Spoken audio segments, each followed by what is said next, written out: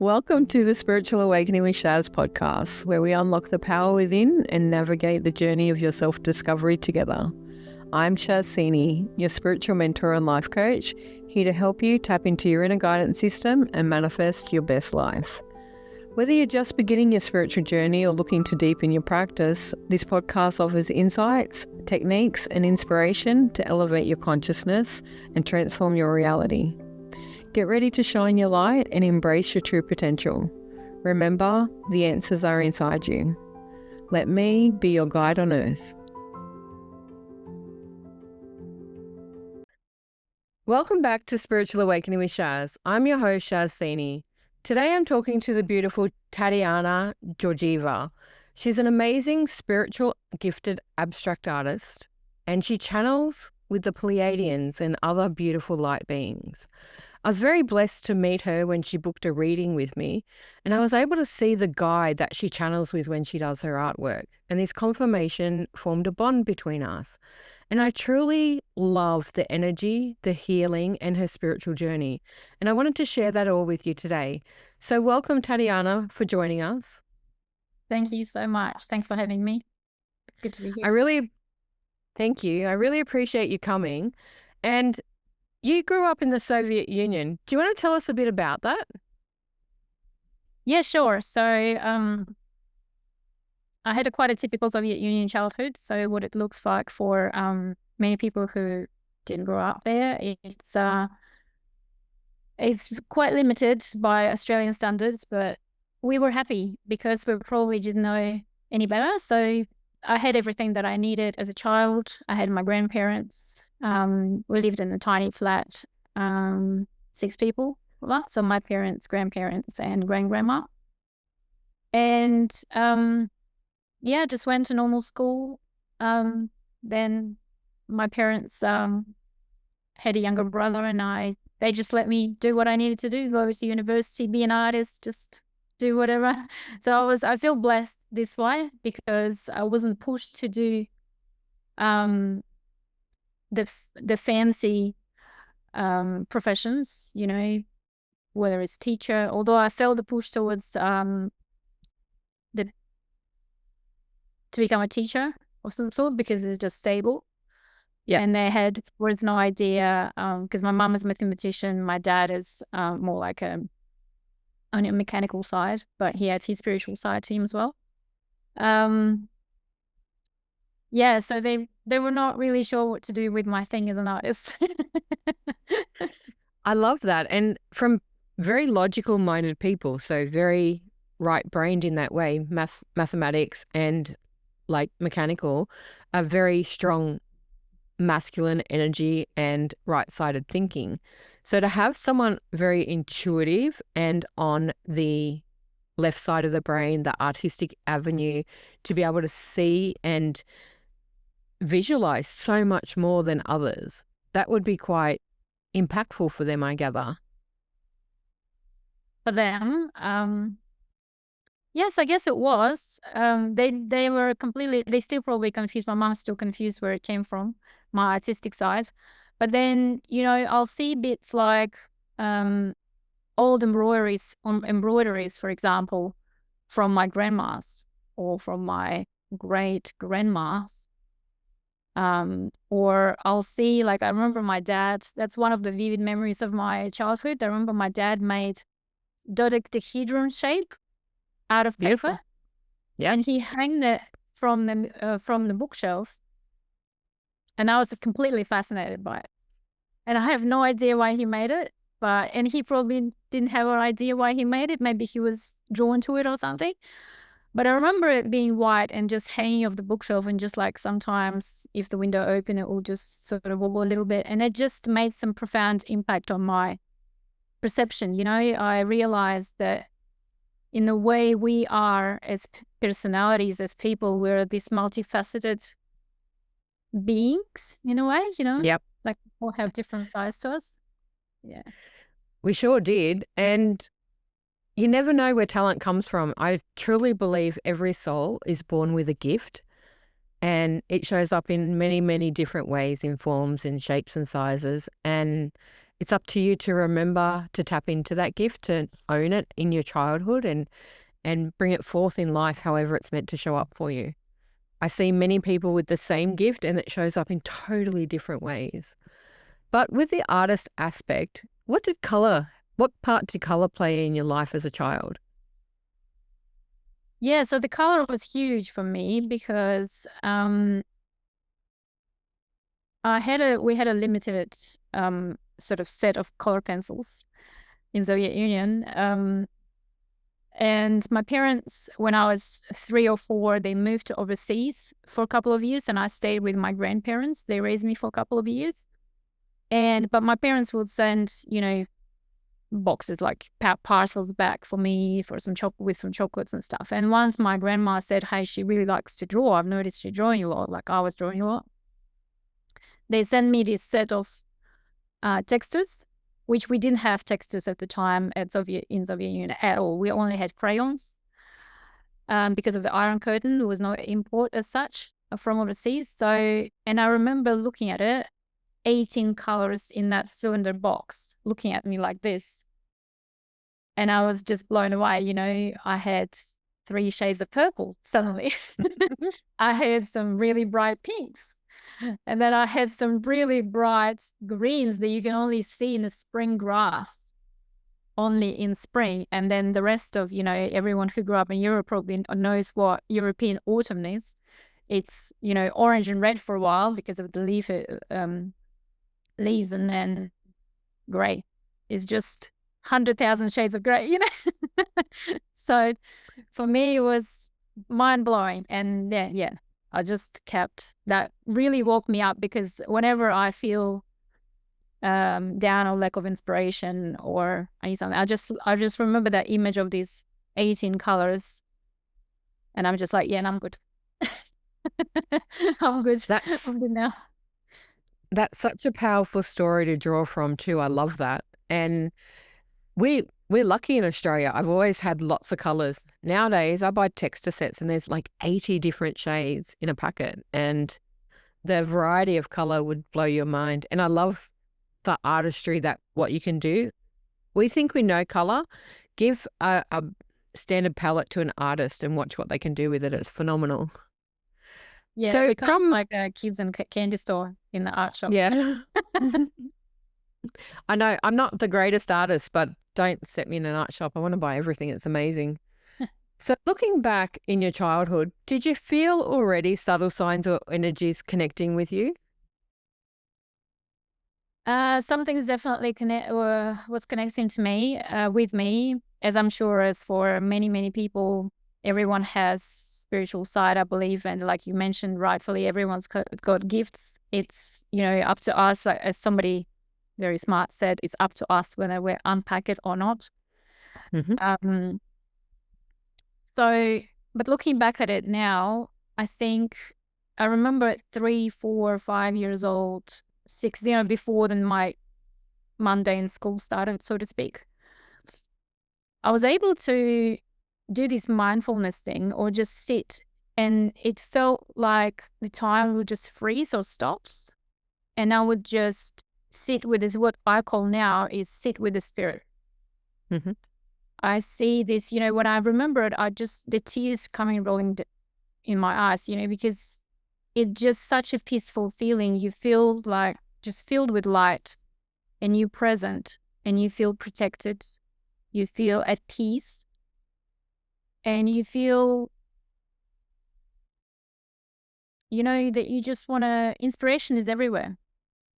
Inspiration is within you and outside of you. So looking back at it now, I understand that was it was higher connection, you can say, higher self connection or something like that. But then I would watch movies, and if some certain characters would remind me of someone, or like you watch a movie or a cartoon, it really resonates with you, and you kind of like finding this part of yourself in them, or them, it's part of you in a way. So I'll see that, and that's how I recognize my Pleiadian guide. And I was like, no matter how long ago I watched it, I'm just like, oh yeah, that's what she looks like, because I'm a visual person, so I need to know what this and that looks like. Yeah. I love that. And how did spirituality turn up in your life? When did you first fully realize that you were connected on a spiritual journey? In childhood or later on? Anytime. Anytime.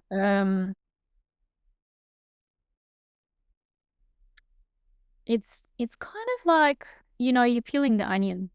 It's layers.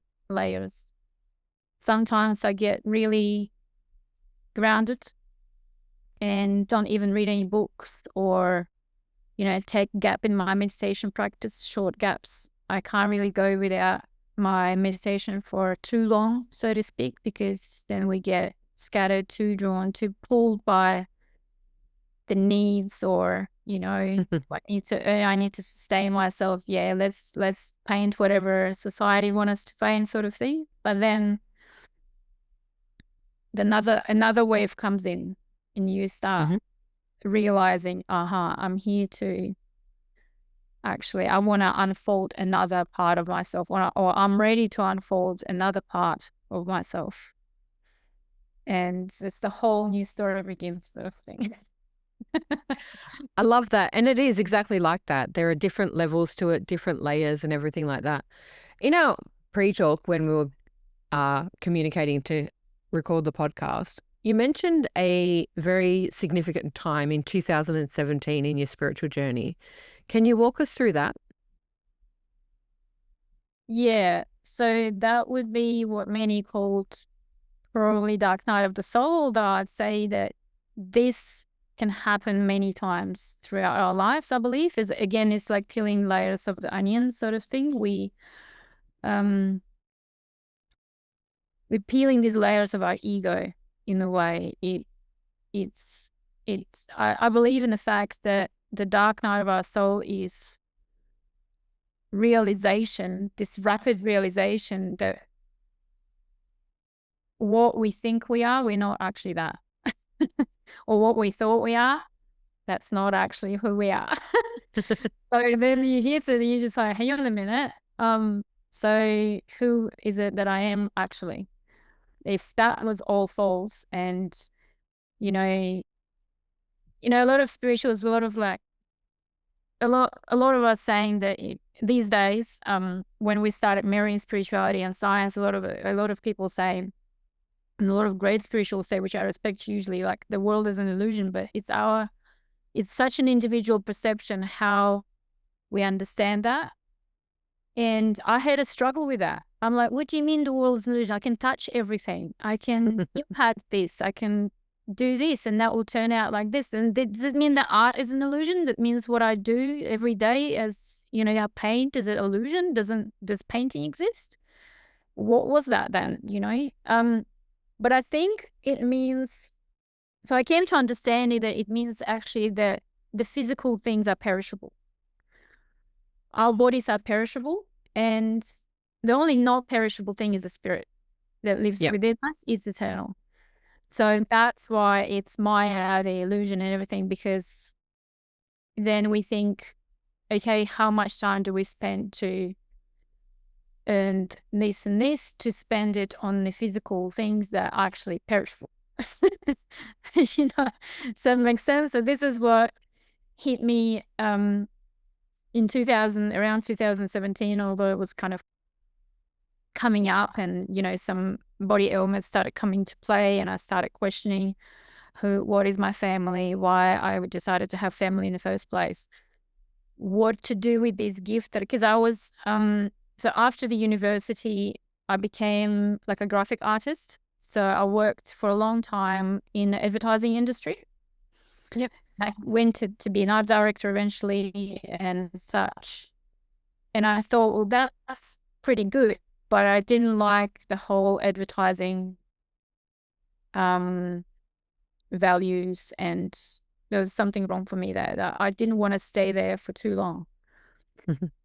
When I met my father of my kids, and then we decided to have kids, and I was 32 at the time when I had my daughter, I almost like, I can actually, like I was painting along the way, but I could actually focus on what is it that inside of me that wants to get out and be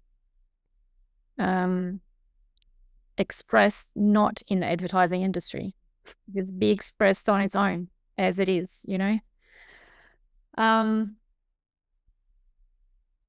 Yeah, and then the birth of my daughter played quite a huge part of in my spiritual awakening as well, because I didn't want to use the painkillers during birth. So I caught myself to be, during labor, I caught myself to be in and out of my body all the time, which Wow. helped me to be with pain. I remember midwife coming in, and the guy who's checking my pressure is like, "Oh, is she okay? Is she actually conscious?" And she's like, "Yeah, she's all right. She's just in her little universe. She's flying in and out." This is exactly how I felt. That made me laugh so hard. I was like, I was in pain, but I'm like, "You're so right now." I could not express it any better. So, yeah. So, I mean, for every woman, I think the birth of a child, having a child, or even desire to have a child is something very awakening and special. Yeah,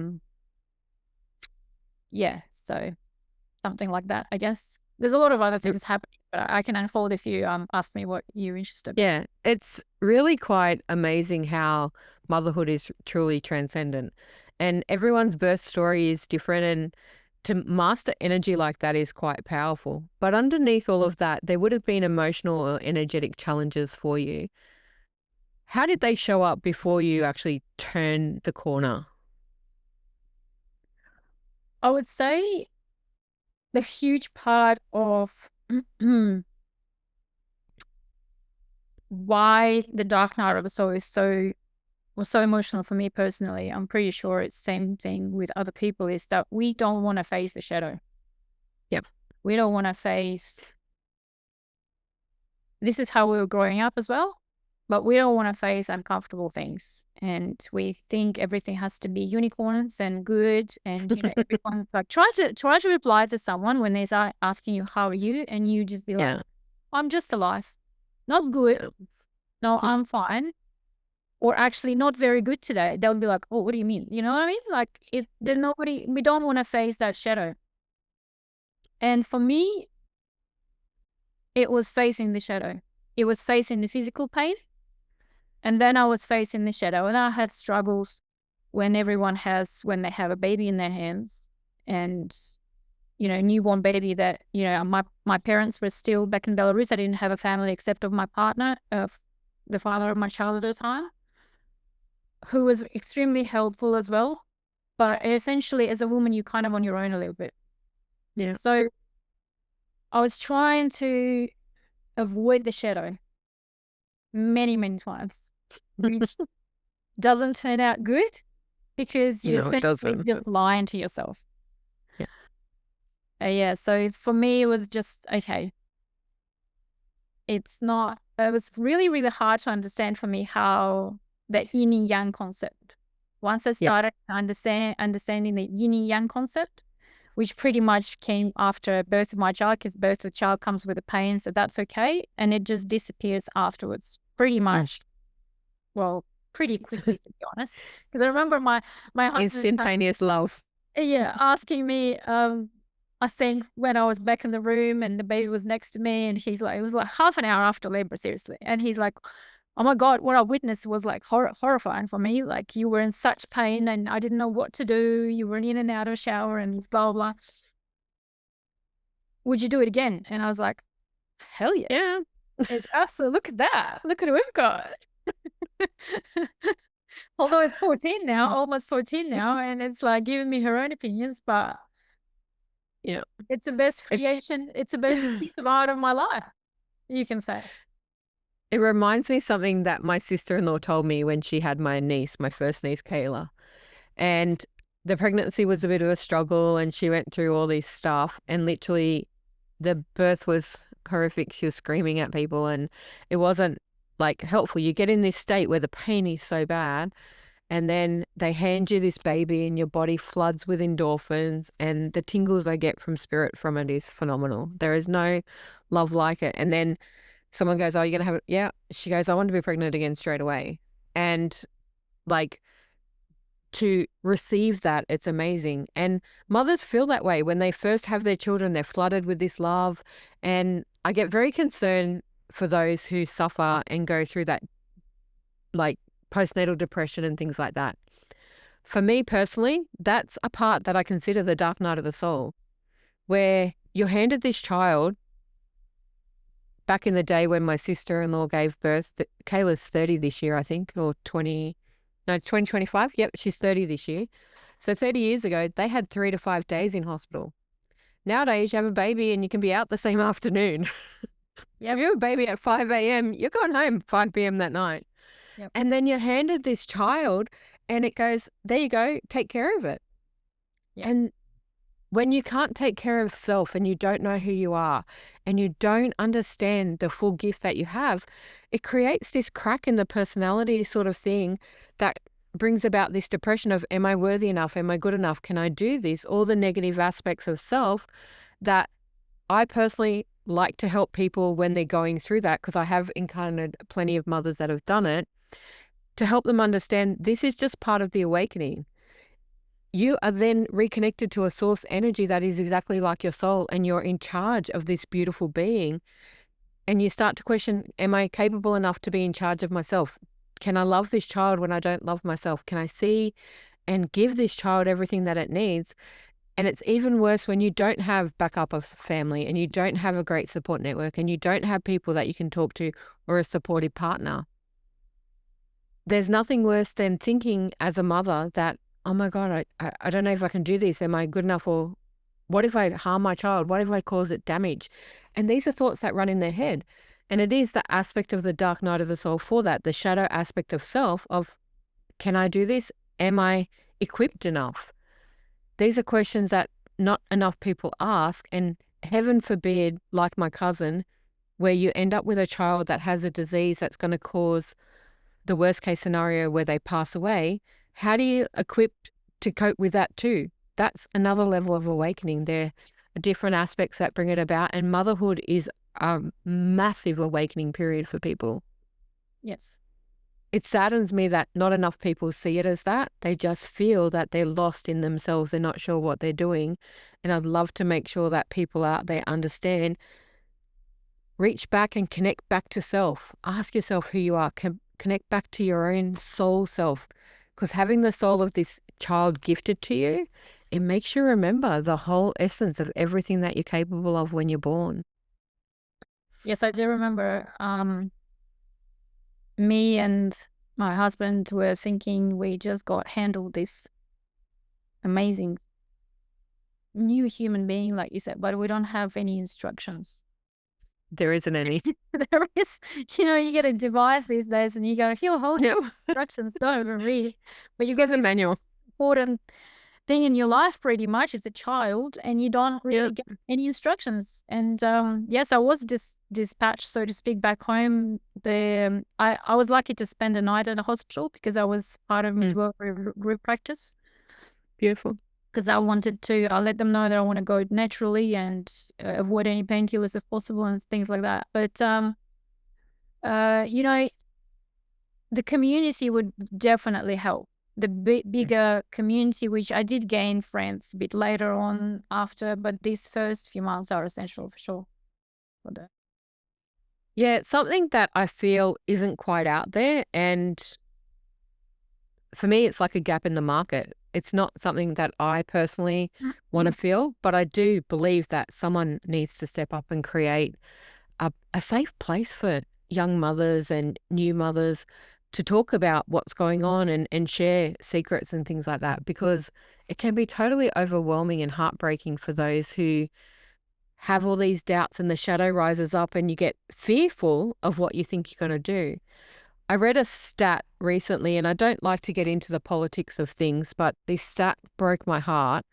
And it's talking about in America, they changed the anti-abortion law in Texas. And because there's no longer that law where you could safely have an abortion if you didn't want your child, since that Roe versus Wade has taken over, there is now an 11% infant mortal death rate that's higher than it's ever been for 30 to 50 years because people can't cope with children. And that's a very, very sad statistic that there's no resources out there for it. And these are just people that are disconnected from self and source and don't know what to do. Yes, it's These cho- definitely, yeah, a challenge first few months. I mean, it depends, of course, how ready you are, and hugely our life circumstances can be really, really challenging.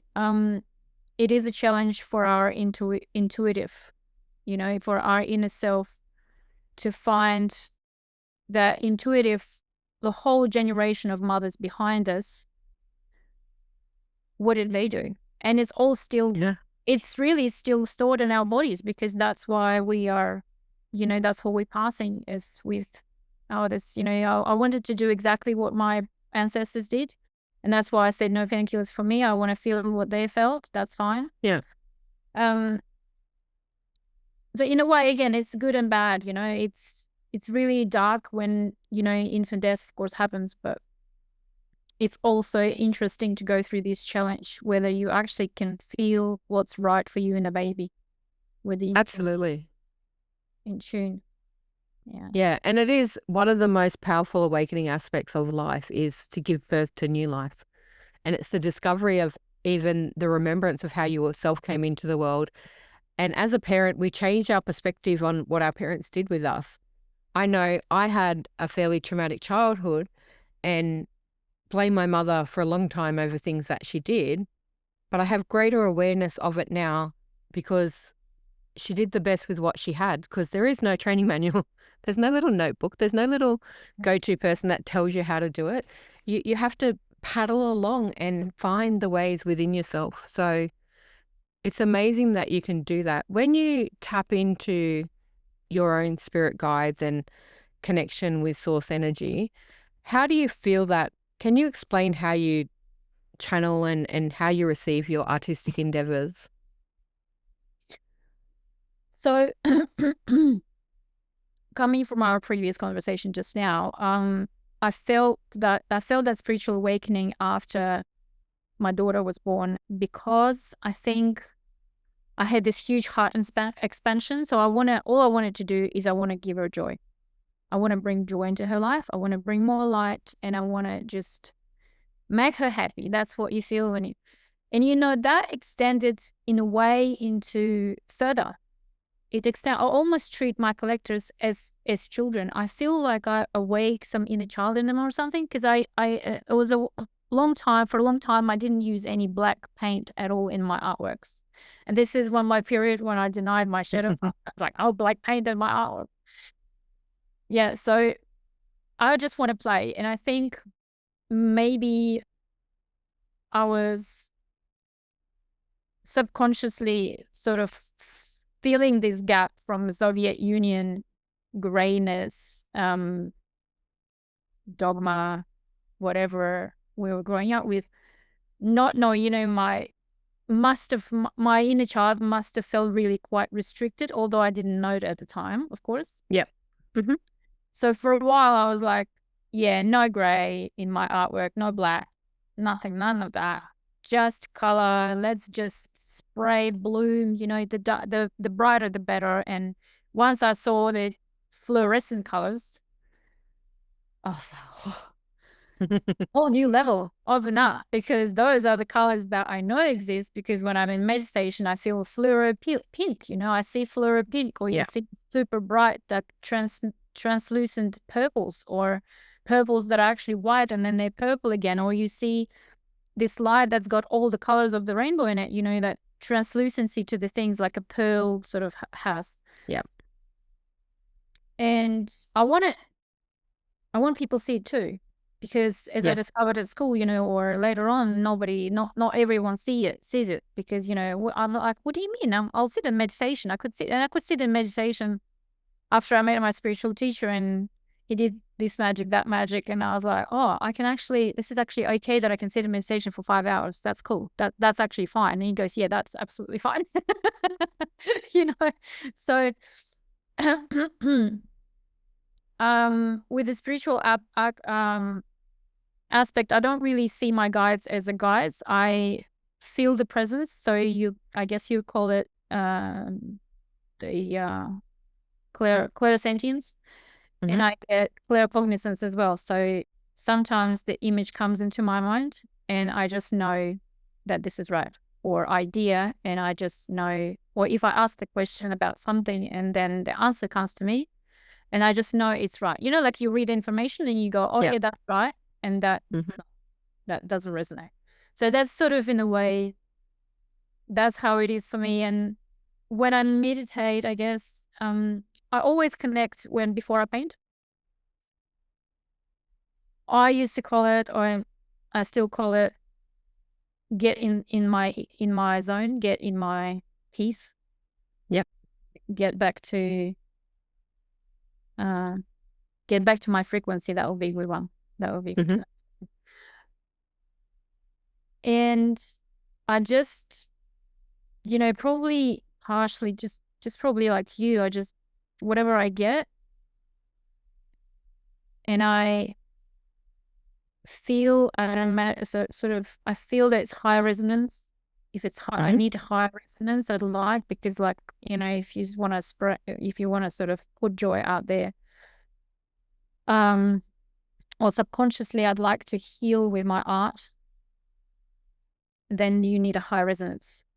Yeah. Because that darkness is within someone and they want to connect to balance it up with a lighter aspect or with joy aspect, or, I remember that there's a scale that says, different frequencies. Like different frequencies. There's, that scale.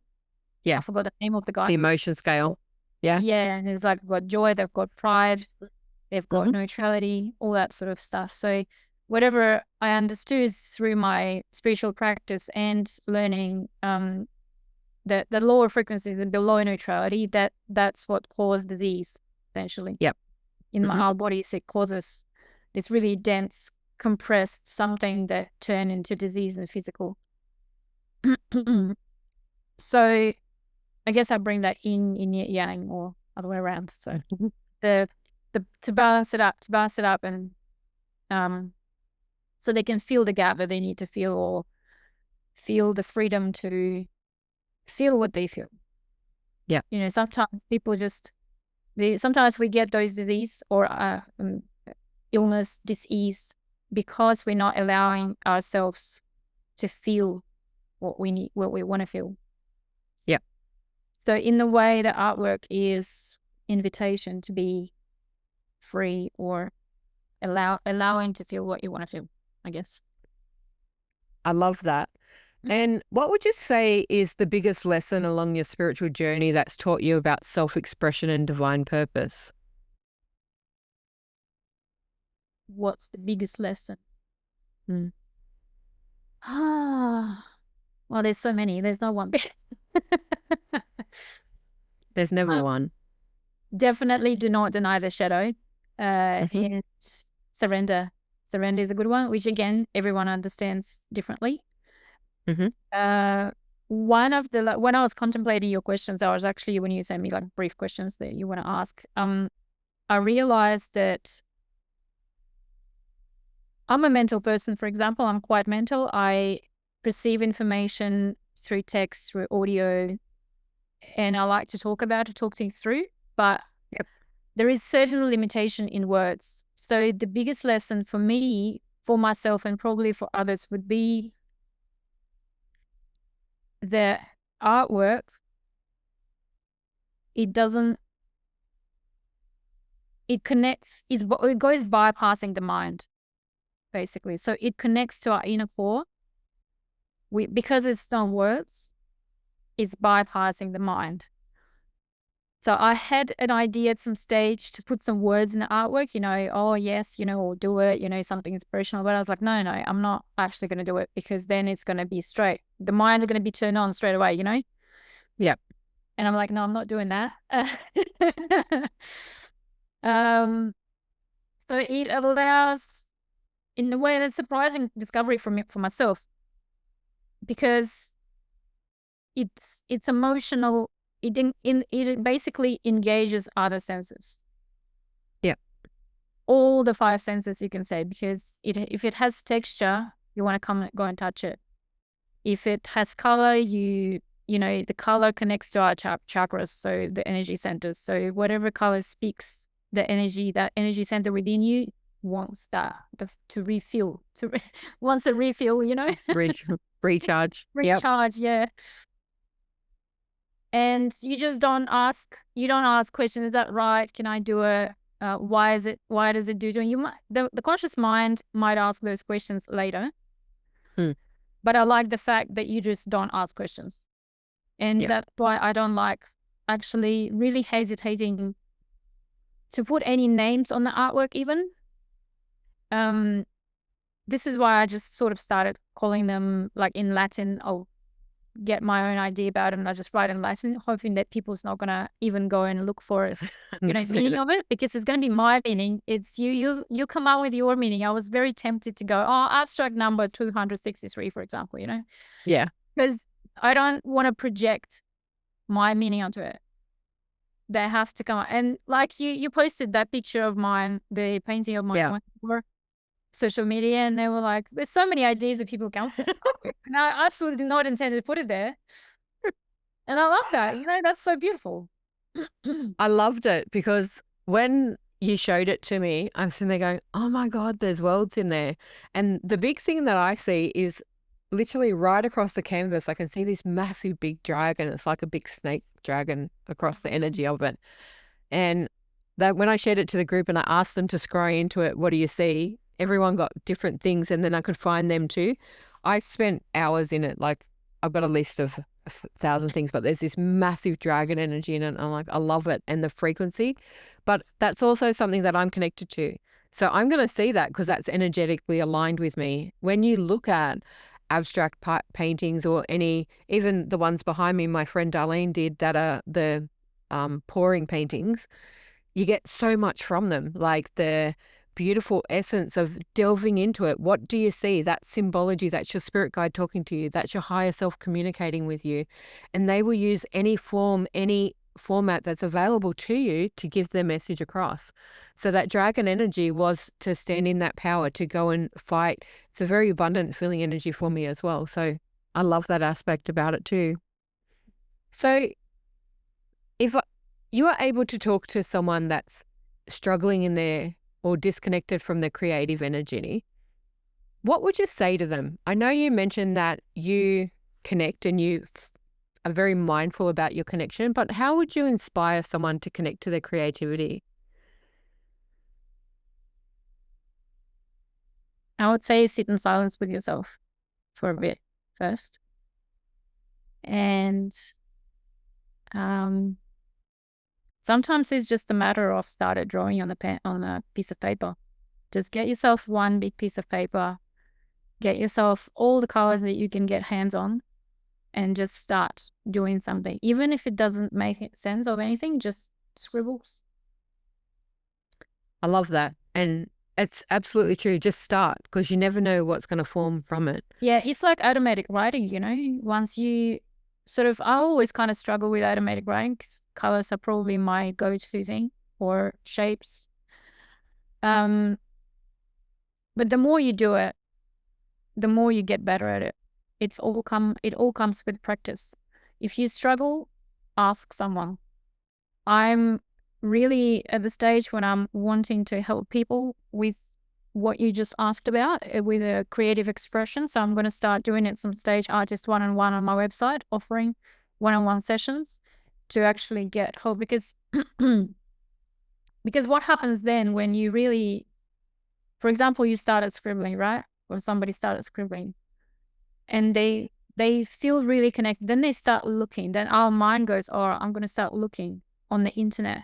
What other people doing? And this is what it's good to do, but do not get sucked in completely, because then it's pull there, pull from there. And then you start creating from your mind, and we're meant to be creating from our heart. So that's what I always say, sit in silence for a bit, because drop to your heart, drop to your body, and then just start then slowly, a bit more. Yeah. I love that. And That would be such an amazing thing for people to do, to have one-on-one time with you to help them tune into that heart space. As you talk about that, I feel the essence in my heart, and I sit there and I go, it makes me want to get out the paints and do some painting. And there's no particular image of it. There's just this desire to go back into that heart space and see what transverses on the paper. Whether you're a talented artist or someone just beginning, seriously connect and find out if Tatiana can help you, because I can just feel the essence and the love that comes with that. That is where our true inspiration lies. And I love that adage that you gave us to quieten your mind. You just shut the mind down and go into that heart space. And then that's exactly how I channel write. I ask a question and I shut the mind down, go into the heart space and let the heart write for us. And yeah, I love that. I'm actually probably going to come and do a class with you myself, I think. I mean, for me, the nature was main inspiration always, but I know that a lot of people just don't know where to start because they're starting in different stages of their lives. So, you know, for me, I go and look at the leaf, you know, I was blessed enough in the childhood, we had like a country house, and I would go in the forest and sit with the trees or go and pick up blueberries for like hours, you know, and hours. And I'll be sitting there looking at the leaf, you know, which you would call now mindful meditation. I can stare at it for half an hour and I go, oh my God, how amazing is that this berry was 2 weeks ago only green, but now it's purple and we can eat it. You know, like that kind of stuff that will come to my mind. So if I need some inspiration now, I just go in nature. I just look at the trees, even in my backyard, or smell, you know, the smells and other senses, engage other senses really powerful because, you know, the smell and touch. Like I went to the state library the other day and I was like telling my mom, oh, you know, I just needed some, you know, do some admin work. So I thought I'll sit there in silence. She's like, no.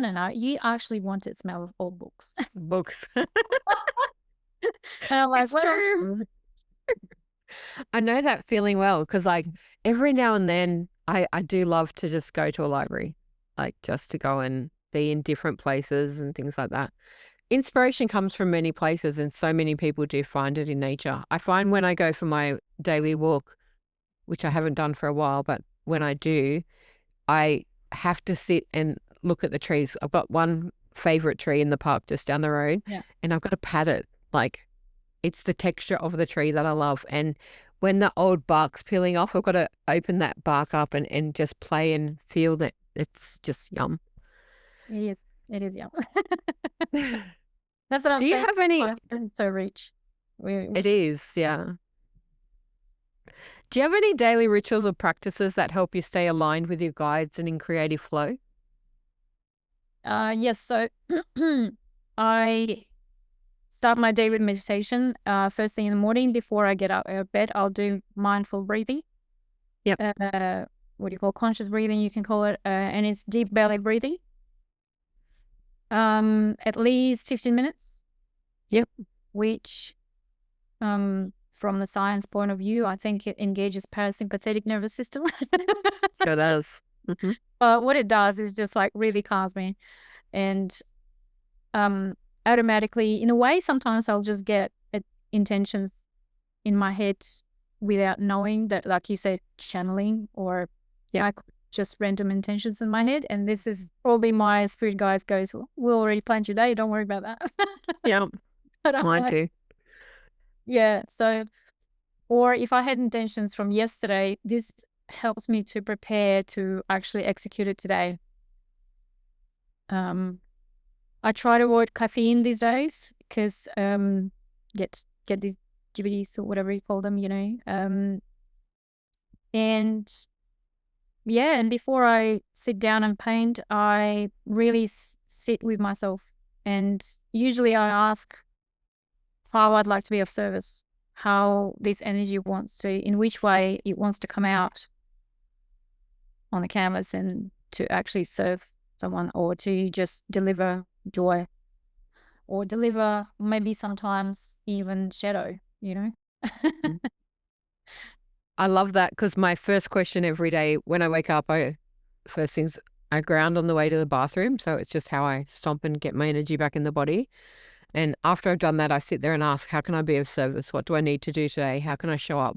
And that's where I get inspiration for posts or content creation or reaching out to certain people. Like today, I woke up and I had to reach out and talk to my brother and just different people. I've got to go reach out to another friend this afternoon because they're on my mind. And the moment it comes back, that's what I need to do.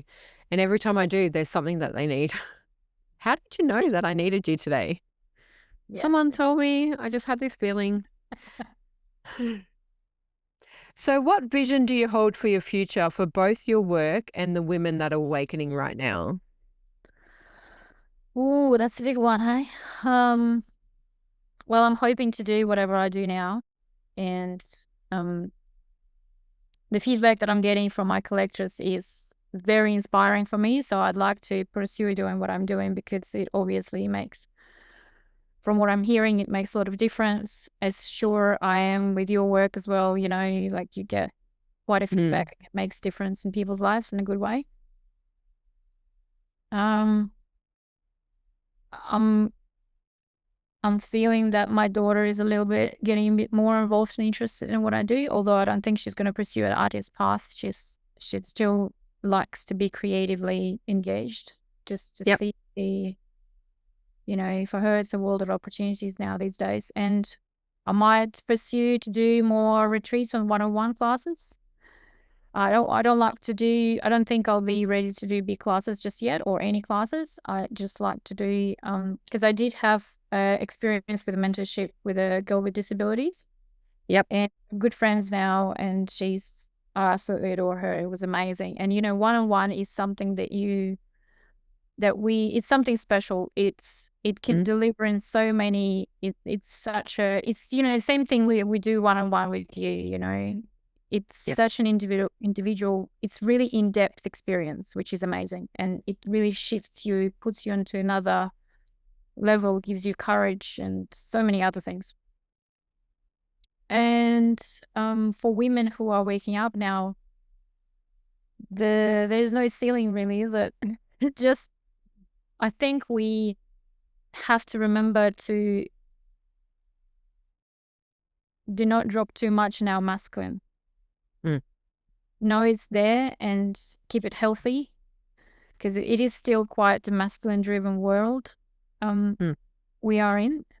But the reason why we're waking up at the moment is because we are feminine, and this is what the planet wants us to be. She wants us to lead from the feminine way, from feminine perspective. Yeah. She sure does. And I love that you do one-on-one with people with disabilities. And I think that would be a fantastic thing for someone who's struggling mentally, emotionally, physically to have an art class with someone that can help you express your emotions. It's the great canvas for you. For those people that can't talk or tell you what's going on inside their mind, articulate the emotions going on, paint, draw, express yourself in visual means. You'll never know what comes out. And the healing that you can receive from that would be phenomenal. Oh yes, she's amazing, and I'm sure is pretty, like all the other people that are impaired in some way. It's for them. They seem to be connecting to the heart more than us who are very able. Yep. To do so many things. Yeah. So yeah, they turn out to be pretty good artists. I remember a while back, there was a guy that I seen, and I think he had cerebral palsy. I remember him being in a wheelchair. I don't fully remember the disease that he had. But he was a phenomenal artist.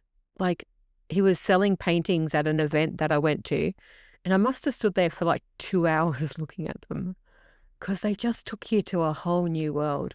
And it is an amazing format of expression for people that can be trapped inside their mind. I believe that if you're suffering mental health or having emotional challenges, depression or anxiety, finding a way to express yourself and through art, canvas, creativity, whether it's drawing, painting, scribbling, any other creative means, really is like the equalizer. It brings out essences inside of you that you don't even know that's inside. I want more people to tap into that, to utilize that vibrational frequency to show up for themselves and give themselves the outlet to express themselves freely. That's my Yes. idea And of a better world. the music, the writing, there's so Yeah, everything that's engages your other senses and allows you to express freely, no judgment. When you start scribbling, no judgment. absolutely. Yeah. Okay. And that, like, some of the best music ever created is created in turmoil, in trauma, in heartbreak, in anger, in depression. Some of the best songs ever written out there. And the music, like, dark music can be really moving, so is light, but it's the way to get the energy inside of you, outside in whatever way you need to express that. Yeah. There is always resonance there somewhere. Somewhere there's a butterfly effect, as they say, there's someone Yeah. out there who will resonate with that. Always. And it's the same as when I do anything in my life. For me, if it hits one person, it makes a difference. I don't care if it hits one, if it hits 5 million. I want to impact just one person with what I say, what I do, how I show up. And that's what matters. And your art will find someone, and it will find many, many people, because you'll be surprised. This is why I do this Spiritual Awakening podcast, is there's so many people out there and they all think that they're going through this alone. They're the only one. There are millions of us going through it. There are millions of us out there, and the stories are so similar and very aligned. There is community for you if you want to reach out and find it. I don't Yes, want anyone to ever feel alone. absolutely. And Okay. I did read somewhere quickly, I'll just include that these days a lot of people, they don't want to go to therapy. They're just happy to pay to you for a chat, just to have a normal chat. No Yep. advice, no, just to have a heart-to-heart conversation, because social media doesn't cut it for us, and we're getting sort of distant a little bit, and there is less and less this nice, good heart and heart when you can just open up, don't feel judged, don't give Yep. any advices, just listen. You listen to them, they listen to you afterwards, relate or not relate, doesn't matter. Yeah. And that's one of the services that I provide. It's one of the things that I love to do. They're what I call my mini breakthrough sessions. And what that is you come and talk about whatever's going on. And if you need advice, I'm not actually telling you anything, but I will ask you questions for you to find the answer within. Because I do believe in my core, everything you need to know is inside of you. It's just how you tap into that. I may shift and help you find different perspective on what you're going through, but I'm never there to tell you that this is the only way it can be. That's the way it has to be done. It's to guide you to find the answer that's going to give you the greatest clarity, the greatest peace, the greatest forgiveness, and the greatest acceptance so that you can let it go. So anyone that needs that sort of service, please reach out. I love doing it, and you get so much out of it by just having someone to guide you to what the answer is that already lies within your heart. I know how much I struggled with it when I was younger, of not having someone help me understand the crap going on in my head. And when I went to psychiatrists, they just wanted to label me as broken and put Yeah. me and tell me that I was traumatized and I was this and I was that, and I don't like labels. So is there a mantra, affirmation, or belief that you live by? Mm.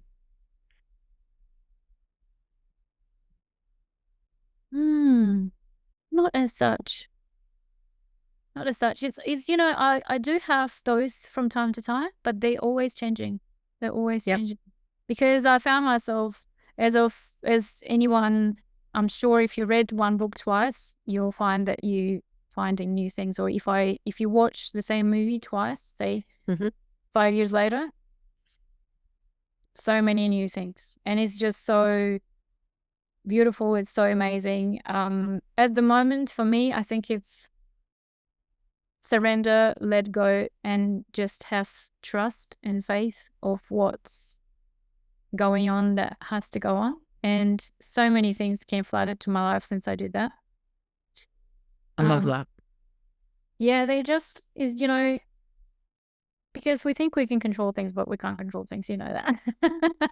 And There's And no we just control in this one. so rough. So just, and I was growing up in there, like I said, the family who's quite a left brain, right brain, which brain is it? Quite mathematical, so to speak. Right brain. And yeah.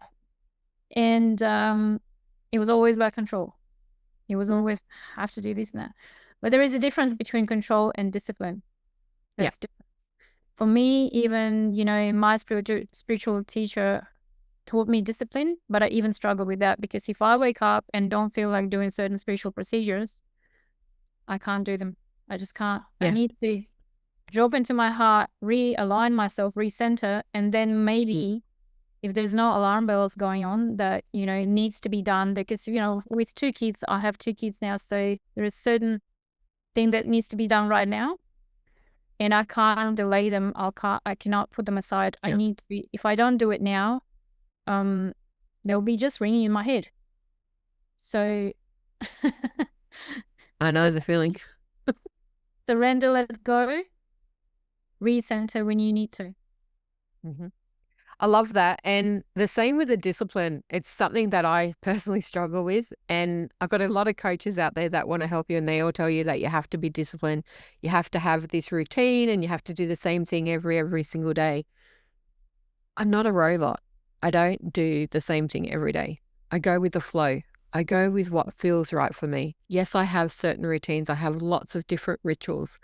But do I wake up in the same mode, in the same method every single day of I wake up and I do this? And I know people that have rigid schedules. I can't live like that. I'm not saying that's wrong. If it works for you, run with it. That's just not who I am. The only core factors that I have in life is I wake up and I ask simply, how can I be of service today? This past week just gone, I needed rest and relaxation because I had a bit of a energetic upgrade, so a spiritual flu, and I needed time out. So that's what I did. Does that mean that was I meditating for 15 minutes first thing in the morning? Was I doing my affirmations? And hell no, could barely get out of bed, couldn't think. Yes, But and yeah. And when it flows, the other thing I've heard recently somewhere, and I literally said it to everyone who would understand. I said they already did experiments on the tree and the tree. If the tree is meant to go to sleep in winter, it has to go to sleep in winter. It has to sleep through winter. If it's not, some trees in Australia don't go to sleep at all. Oh. But in the northern hemisphere, we have trees who just drop the leaves and go to sleep. They look like they're dead. And they try to put that tree, they give them some stimulants to keep it green. What happened? It was like 40-year-old tree. It died the next year. It died. So we can't do it. And the routine, the discipline thing, yes, the habit forms 21 days. And, with my art, I do show up every day. But I show up because my heart wants to show up. You can't just show up because this is routine that I set to myself, so I have to do it. Yeah. Your heart has to be there because the discipline, I think, and routine is a very masculine approach. We females, again, this is where I heard somewhere recently, and it really resonated with me so much. We have a cycle. We have a 28-day cycle on average. We do. Yeah. We can't do the same thing every day because today we have PMS, tomorrow we feel fine. So 5 days later is ovulation or whatever, and it's like we're different, and that's what we're cool. That's why we're awesome, and that's why this is what, in a way, what creativity is. Because on certain day of our cycle, we hit our shadow, and suddenly Tatiana wants to paint black and dark greens and dark blues and clash it all on the canvas, and and it's fine. And then 5 days later, I want to paint rainbows and happy unicorn. Yeah.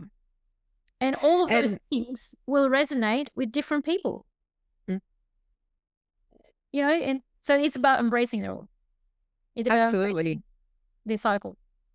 Yeah. I love that too, because we are very cyclic beings. The moon cycle, for one, can affect you up and down. The tides, the seasons, everything is cyclic in this world. That's how it evolves and how it revolves around the sun. These aspects, it is listening to the inner self. I go into my heart center and I ask, what do I need to do today? How can I be of service? And that's how I show up. Sometimes to be of service, I have to take self-care. Now, lots of people in the world think self-care is selfish. It's the most selfless thing you can ever do, because if you don't look after you, who's going to do it for you? And if you don't fill your own cup, you certainly can't pour from it. And I can't give when I can't receive. So receiving and having space and time for self is important. I have aspects throughout the day. I do meditation and breath work and do different affirmations or my tapping when it feels aligned. I don't force it, because when you force it, it's becoming structured, and therefore it doesn't have the same connection, the same meaning, the same results or the vibration, because there's no use doing something when you're feeling so low and disconnected that it becomes something that you're forced to do. It takes away the joy and the vibrational frequency that you're aiming for. Yes, it definitely takes away the essence. I was actually thinking about that. I was actually laying in bed this morning and thought to myself, because I needed to get up at 9 today. And I thought, there was a very long time ago that I spent the whole day in bed. It was too long. I can't remember when. I'm sorry. I have to do it again. So this is respecting the cycle. Yeah.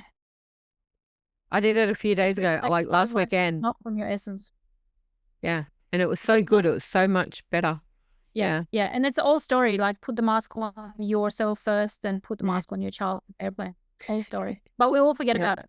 We all just want to give you, subconsciously, I think and as an artist, I know it firsthand, we get feedback. We become dependent on that feedback. And the feedback has to be first from me. Yeah. Have I created this from integrity, or have I created this because I wanted some more likes on Instagram or wanted more people to see it and stuff like that? So what is the purpose and the heart center behind it? Exactly. Yeah. So how can our listeners get in contact with you, Tatiana? How can they experience your artwork or work with you directly? So I have an Instagram, which is tat.georgieva.instagram. That's my handle. And the website is www.tatgeorgieva.com, and there is all available artworks are listed in there, and my artist one-on-one session will be there soon as well. By the time this podcast come out, it'll probably be there already, because it's all in the drafts. It's all ready to go, and yeah. Beautiful. And you do commission artworks? Yes, I do. Awesome. I love that story you were telling me about your client that come back and said that he wanted a bigger one of the same sort of thing because he's got a bigger wall. Totally confused and blown away by that, but obviously it resonated. I love it. Can you make this bigger? The wall in my house is bigger. Yeah, change the houses, bigger wall. And some of the stories I also had is one lady ordered the commission, and it was kind of unusual for me. Like, I don't paint reds often, but at the time I painted reds and oranges and a bit of yellows, and it was kind of looked like a bunch of berries or something like that, but it's all abstract anyway. Yep. And she ordered commission of that, and then she received it, and she had teenage children. It was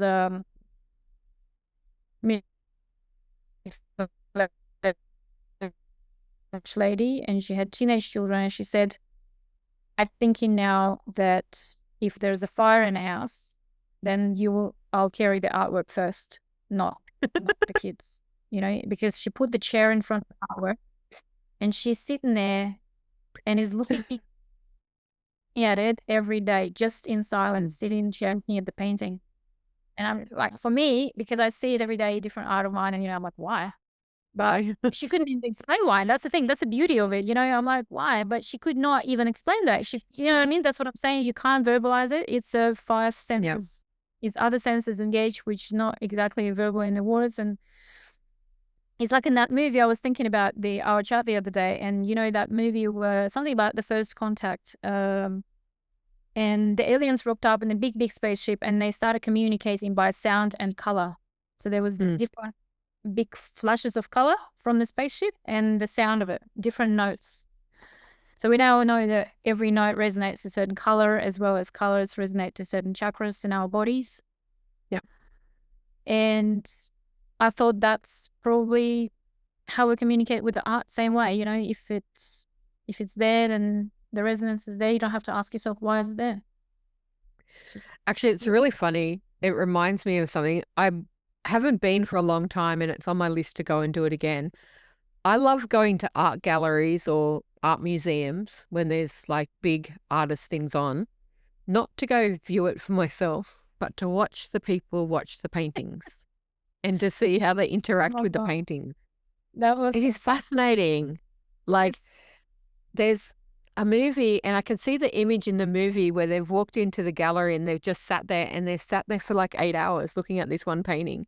But I can't remember what the movie is. But I like to watch that. I love to watch people's interaction with the artwork to see what they get out of it.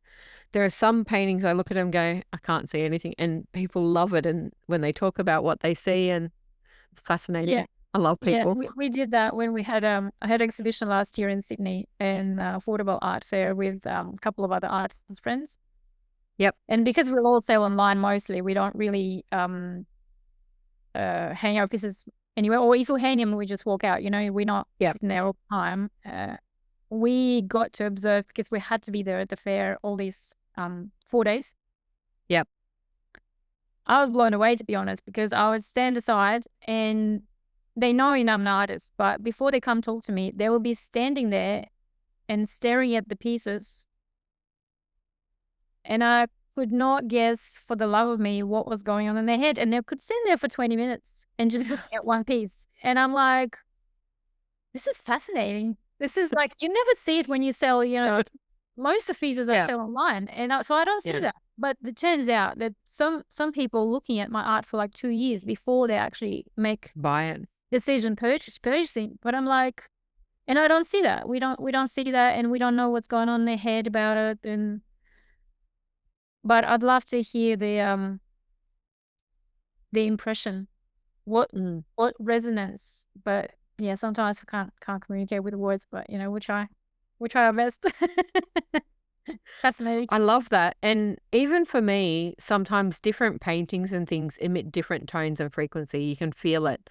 Like, as you say, color and that emits frequency. I love, I'm very clairaudient, right? So the reason I love crystals and things, and I've always got them floating around, is they sing to me. But other things sing to me. I've got paintings and pictures around the walls of my different guides, and I hear them communicate. Looking at your picture when I was looking and scrying into it the other day, I could hear the subtle tones, and sometimes it'd be like a low bird whistling, and other times it would be this massive different sound and stuff. And it was just quite amazing as to what comes out of it. And that's what I think stops people is that's why I like to go look at art museums is you watch them and they'll just be walking past and then they'll stop and they'll just stare and they're like, and I'm even scared. and you're like, usually, what's going on there? Like, what stopped you? Some people do it with cars, other people do it with all sorts of things. But I love watching people when they see something that speaks to them and they stop and they get this dumb look on their face. They're like, yeah. It's like, anyone home today? Where did you go? Oh, God, that's so funny. So it's almost like it drops them into different dimension, isn't it? Like, sure does. Yeah. And then when that's where we were actually scared to come. I was very scared to actually come and talk to the person because I can startle them. You're afraid of startling them because they're in this state. I'm like, okay, they're gone. That's fine. But what is most important about it, I think, and that's what most fascinating, what is a proof for me how we're all connected spiritually, because we are adding a spiritual dimension to it. So it's a journey of self-exploration in a way, because you know, you see something that grasps your attention so much that means something within you, within us, wants to be recognized. Absolutely. So if we're attracted to that same resonance, so something within us that we didn't know existed actually wants to be recognized and wants to be awakened in a way. So that is most fascinating for me. This is what brings my work a bit more purpose. Because sometimes you go, what am I doing this for? And then you remember that and you go, oh, it's just that one person that just sits there and goes, what? And it's even more special for me when you watch children stop at something that you're like, what are they looking at? I look at some of the old artists, the masters and things like that. As I said, I had a dear friend and she was an artist and she went and studied in Italy and she come back and painted The Girl with the Pearl, an old master painting. And I'm like, I don't get it. And then she explained to me what she saw in it. And I'm like, ah. So perception is everything, right? She paints these archangel pictures. I can stare into them for 10 days. This girl in the pearl, I didn't get it. It wasn't my type of art. Your abstracts, I could stare into for 15 days. You give me, there are some that are amazing and some I just sit there and go, did you just get paint and go like they set the wall? Like, did you throw a paint and splash? And some people do that. But yeah, I love expression. I love how it appeals to different people. And I love how we communicate with everybody in different ways for self. So thank you for joining me today, Tatiana. It's been amazing of your sharing your vulnerability and your creative soul. It's a beautiful light-filled mission. Please reach out to Tatiana and go and check out her website for her paintings. Go scry into them and see what you can see. You can also have a look on my Spiritual Awakening and Manifesting for Women group in Facebook. There's a painting up there. Go tell us what you see in it. It's amazing. And that one's still for sale, isn't it? Yes. Yeah, it's a beautiful piece. So check it out. You never know what appeals to you. If you want to have an art class, reach out to Tatiana. If you need someone to talk to and you're struggling with emotional overwhelm, you're not sure what's going on, and you want someone who can just listen and help guide you to answers that lie within, absolutely reach out and connect with us. I really do appreciate you and thank you for joining me again.